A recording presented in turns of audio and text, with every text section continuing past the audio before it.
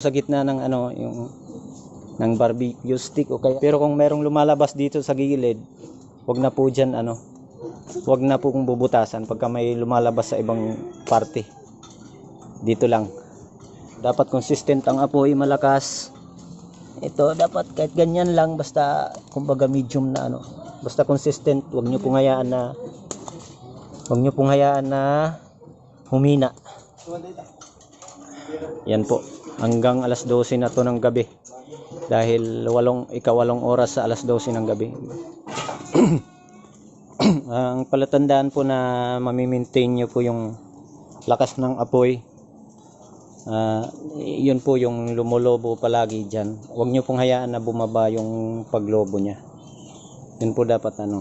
Yun po dapat ang dapat ma-maintain. Time check.